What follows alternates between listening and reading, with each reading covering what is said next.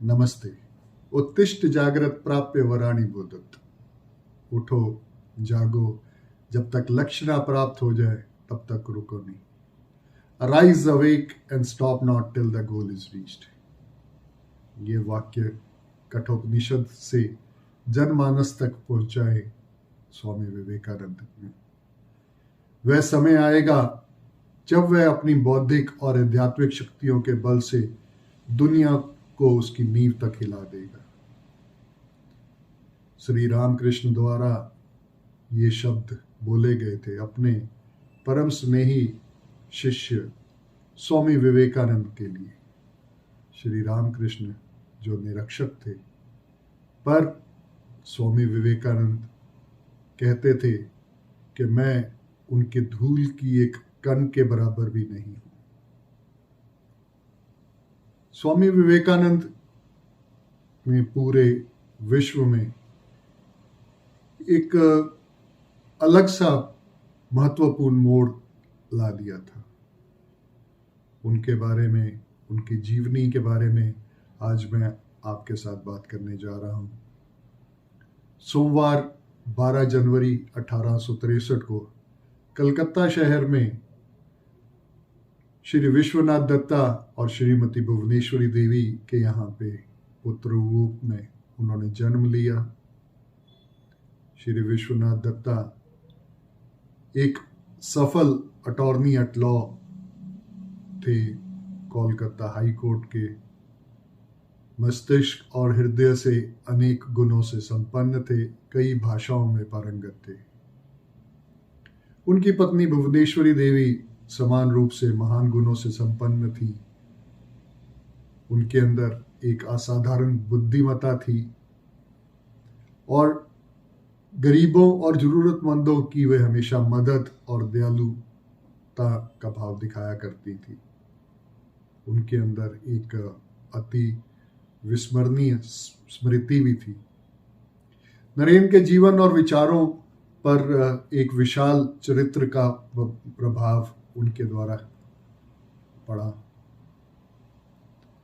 नरेन बचपन से ही आवारा साधुओं में गहरा लगाव रखा करते थे।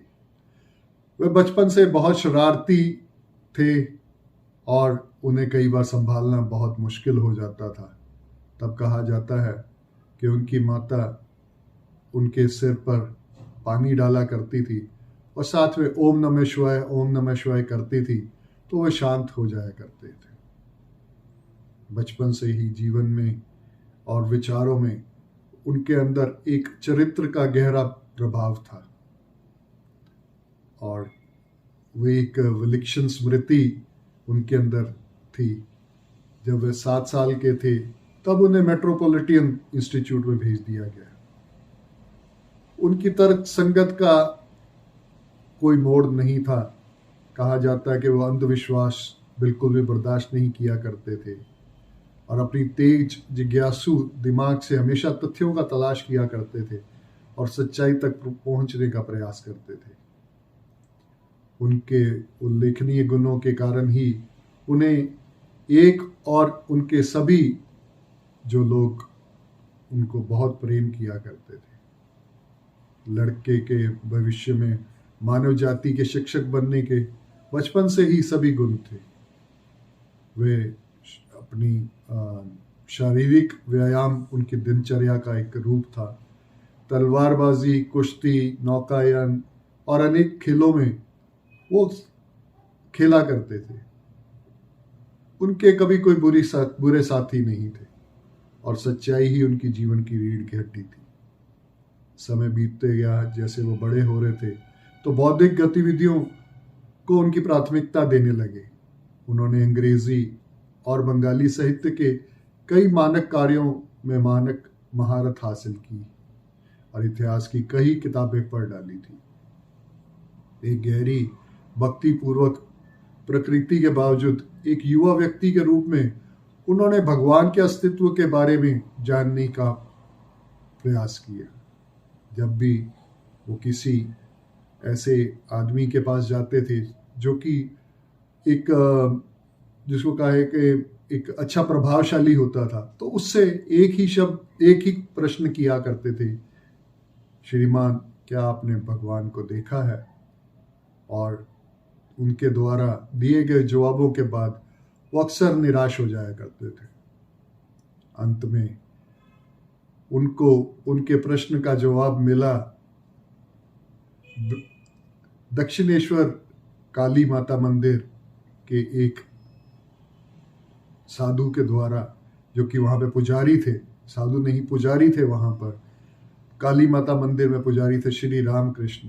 जब वह उनके पास गए और उनसे उन्होंने पूछा क्या आपने भगवान को देखा है, तो उन्होंने जवाब दिया हाँ मैंने भगवान को देखा है, और वैसे ही देखा है जैसे मैं तुमको देख पा रहा हूँ, और वैसे ही महसूस कर सकता हूँ जैसे तुम सबको आसपास देख सकते हो, और तुम्हें भी मैं दिखा सकता हूँ।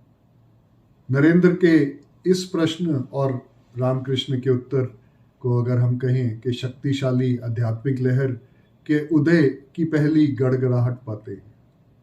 बाद में मानवता समाज के लिए ये बहुत गहरी छाप छोड़ता है। हालांकि इसे एक बड़ी साधारण सी घटना के रूप में प्रकट करते हैं, पर उस घटना ने पूरे भारत और विश्व में व्यापक सामाजिक संस्कृति के ऊपर प्रभाव डाला। नरेंद्र के जीवन के साथ साथ मानव जाति के सामूहिक जीवन में भी एक महत्वपूर्ण मोड़ दिया। इसके बाद नरेंद्र नियमित रूप से श्री रामकृष्ण से मिलने लगे। हर यात्रा में, हर बार जब वो मिलते थे तो श्री रामकृष्ण के माध्यम से काम कर रही शक्तिशाली शक्ति का असाधारण प्रकृति के रूप में उनका विश्वास बढ़ता गया। श्री रामकृष्ण से उन्होंने अत्यंत प्रेम हो गया और श्री रामकृष्ण भी उनको अपने सबसे प्रिय शिष्यों के रूप में मानते थे। महान गुरु शिष्य की संभावित महानता को देख सकते हैं कि जैसे कि उनके द्वारा दी गई भविष्यवाणी हमें बाद में इतिहास में देखने को मिलती है। 1884 में नरेंद्र के पिता की अचानक निधन हो गया, जिससे उनका परिवार गरीबी में चला गया। नरेंद्र ने पहली बार इस तरीके का वातावरण देखा था, क्योंकि इससे पहले उन्होंने कभी गरीबी को नहीं देखा था। परिवार का भरण पोषण उनके ऊपर आ गया था। नौकरी पाने के लिए उन्होंने कई प्रयास किए पर विफल रहे। अंत में वो श्री रामकृष्ण के पास गए और जाकर अपने परिवार की समस्याओं के बारे में उनके आगे सारी बात रखी। तो श्री रामकृष्ण ने उनको आश्वासन दिया, जो डिवाइन मदर माँ काली तुम्हारे परिवार के हर सदस्य का पूर्ण रूप से ख्याल रखेंगी। जो उनकी जरूरतें हैं वो उनको हमेशा पूरा करती रहेंगी। 1885 के मध्य में गले के परेशानी के लक्षण दिखाई लगे। श्री रामकृष्ण के गले के जो है ना, गले के अंदर कैंसर के लक्षण दिखाई देने लगे और अंत में उनकी मृत्यु हो गई। 16 अगस्त 1886 को निधन से पहले श्री रामकृष्ण ने अपनी सारी आध्यात्मिक शक्तियों को नरेंद्र को हस्तांतरित कर दिया और उन्हें एक वैश्विक मिशन के लिए नियुक्त किया। उन्होंने नरेंद्र को अपने अन्य शिष्यों की देखभाल का भी भार सौंपा और कहा कि तुम्ही को ही इनको नेतृत्व करना है। 16 युवकों का यह समूह अद्वितीय मठवासी भाईचारे में बदल गया। इस तरह से उन्होंने एक महान मठवासी व्यवस्था की नींव रखी, जिसे बाद में नरेंद्र ने औपचारिक रूप दिया। श्री रामकृष्ण की मृत्यु के 2 साल के बाद 1888 में नरेंद्र ने यात्रा करने वाले साधु के जीवन को अपनाया और देश की लंबाई और चौड़ाई को मापते हुए पूरा भारत दर्शन किया। उस दिव्य मिशन के बारे में जागरूक होने के कारण, जिसे पूरा करने की उनकी नियति थी, उन्होंने इस दौरान एक पत्र अपने दोस्त को लिखा कि मैं जा रहा हूँ, लेकिन मैं कभी वापस नहीं आऊँगा, और तब आऊँगा जब तक मैं बम की तरह समाज पर फट नहीं जा सकता और कुछ बन जाता हूँ। इसके बाद ये समाज मेरे पीछे रहेगा। उनकी यात्रा में उन्होंने भारत के सभी हिस्सों को बड़ी गहराई से देखा, और वह उस समय समाज की दयनीय स्थिति को देखकर वे बहुत ही दुखी हुए कि मेरा देश भारत किस तरीके का जीवन यहाँ के भारतवासी व्यतीत कर रहे हैं। दिसंबर 1892 को दक्षिण में कन्याकुमारी के निकट चट्टान के पास पहुंचे और 2 फरलांग दूर मुख्य द्वीप से 2 चट्टानों के ऊपर उन्होंने अपने 3 दिन बिताए, जहां पर उन्होंने मेडिटेशन किया और जानने का प्रयास किया कि मेरे भारत की ऐसी स्थिति क्यों हुई है। उन्होंने भारत का पास्ट देखा और फ्यूचर भी देखा। उनकी समझ में आ गया कि क्या इस भारत देश को जरूरत है। उन्होंने केवल कुछ प्रांतों के ऊपर नहीं, बंगाल या महाराष्ट्र या पंजाब को केंद्रित नहीं किया, बल्कि पूर्ण भारत और भारत के जीवन के बारे में सोचा। उनके सामने सदियां रखी गई थी। उन्होंने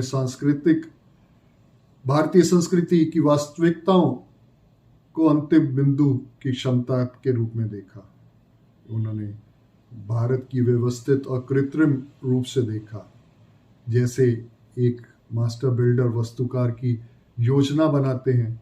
उन्होंने भी कुछ योजना बनाई। उन्होंने सोचा कि उन्होंने धर्म को भारत के लाखों लोगों के जीवन रक्त के रूप में देखा। भारत उन्होंने अपने हृदय की चुप्पी में महसूस किया।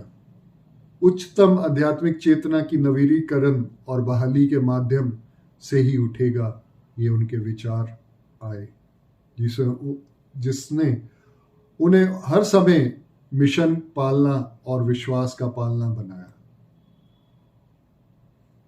उन्होंने उनकी महानता देखी, उन्होंने उसकी कमजोरियों को देखा।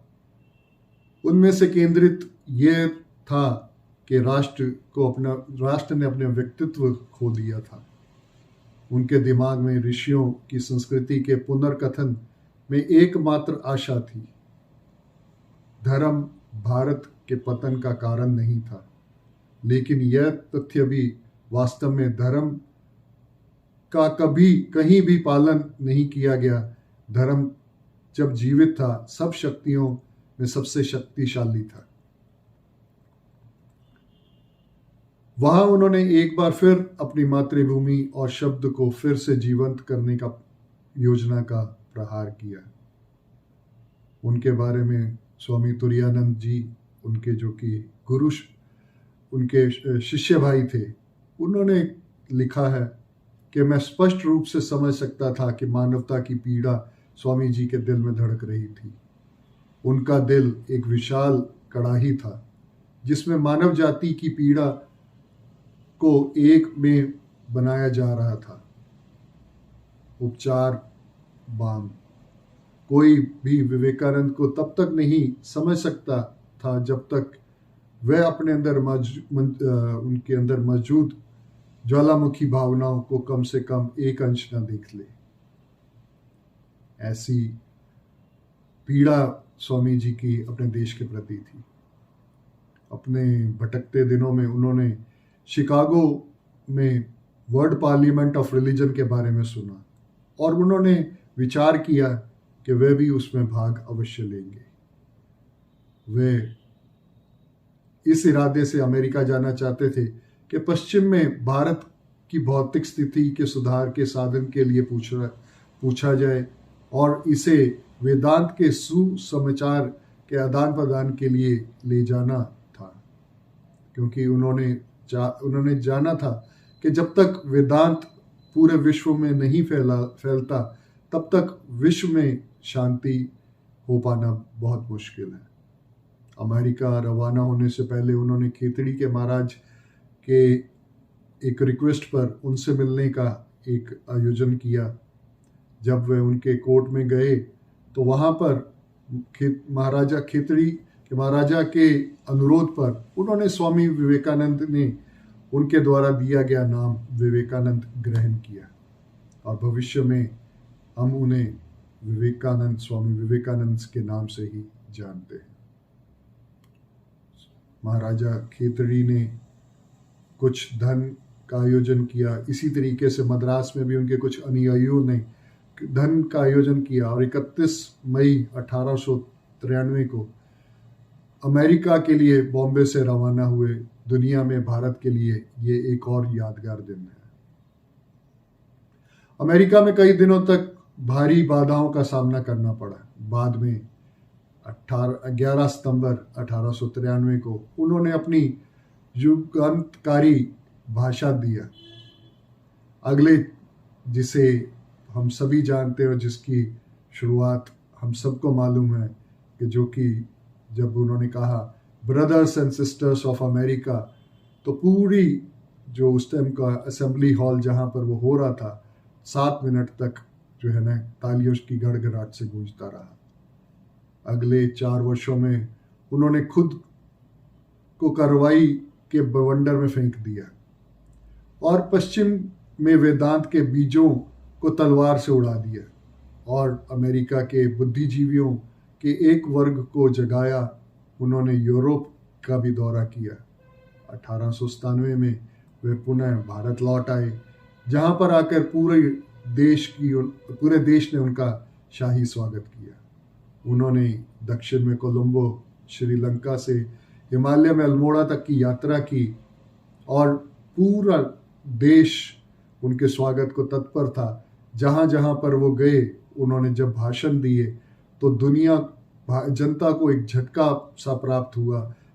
वह झटका उनके लिए बहुत ज़रूरी था, क्योंकि एक सोए हुए साम्राज्य को जगाने के लिए एक ऐसे ही, जिसको कहते हैं थंडरबोल्ट की आवाज़ के साथ एक भाषण स्वामी जी की एक खास, एक जिसको कहें कि एक उनके अंदर एक कैपेसिटी थी कि जिसके द्वारा उन्होंने पुनः लोगों के उत्थान के लिए, उनको जगाने के लिए ऐसे भाषण दिए और जिसके बाद हम सभी जानते हैं कि हमारे देश की आज़ादी को कई जो भी लीडर रहे उन्होंने स्वामी विवेकानंद को पढ़ा और देश से उनका प्रेम कई गुना बढ़ गया। उन्होंने पुनः 1899 में एक बार अमेरिका जाने का अपना कार्यक्रम बनाया, क्योंकि उनके कुछ चीज़ें थी जो वहाँ पे पूरी करके नहीं आए थे। उनको पूरा करने के लिए 1899 में वो दोबारा वहाँ पर गए और दिसंबर 1900 में वापस लौट के आए। और इसके बाद उन्होंने अथक यहाँ पर कार्य किए कि जिसके कारण उनके शरीर के ऊपर कुछ खराब असर हो गया। स्वामी जी ने एक भविष्यवाणी पहले भी की थी कि मैं अपना 40वां जन्मदिन नहीं देख पाऊंगा। उनका 4 जुलाई 1902 को 39 वर्ष मात्र में की आयु में ही उनका निधन हो गया। पर जाने से पहले वो पीछे एक ऐसे संगठन जिसे आज हम रामकृष्ण मिशन और मठ के नाम से जानते हैं, कि ऐसा मिशन छोड़ गए कि आज भी जो मानव जाति और आध्यात्मिकता के लिए अपना अभियान शुरू किए हुए और आगे बढ़ाए चले जा रहा है। स्वामी जी के कई कथन हमें जीवन जीने के एक अथक एक देते हैं, जीवन जीने के लिए एक अच्छा एक कारण देते हैं, कि जिसमें सबसे मुझे प्रिय है कि we want that education by which character is form, strength of mind is increased, intellect is expanded and by which one can stand on one's own feet। क्योंकि हम एजुकेशन से जुड़े हुए हैं तो हमें मालूम होना चाहिए कि एजुकेशन कैसी होनी चाहिए। हमें समाज के अंदर उन सब का ध्यान रखना है, क्योंकि स्वामी जी कहा करते थे, दे alone live who live for others, rest are more dead than alive। इसी तरीके से वो हर इंसान के अंदर एक उनका कोट है कि education is manifestation of perfection already in man, because वो कहते थे कि हर कोई शिक्षित है, जरूरत है उस मैनिफेस्टेशन को जानने की। वो ये भी कहा करते थे, take up one idea, make that one idea your life, think of it, dream of it, live on that idea, let the brain, muscles, nerves, every part of your body be full of that idea. Just leave every other idea alone. This is the way to success. अंत में मैं आप सबका बहुत बहुत धन्यवाद करता हूँ कि जिन्होंने मेरी स्वामी जी की के ऊपर ये जो भाव जो मैंने आपके साथ साझा किए उनको सुना, और आप इन स्वामी जी द्वारा दिए गए कोट्स को अगर अपने जीवन के अंदर अपनाएंगे, मुझे पूर्ण आशा है कि आप अपने अंदर एक अलग सा एक बदलाव पाएंगे जो कि खुद के लिए, परिवार के लिए, समाज के लिए और राष्ट्र के लिए बहुत ज़रूरी है। बहुत बहुत धन्यवाद।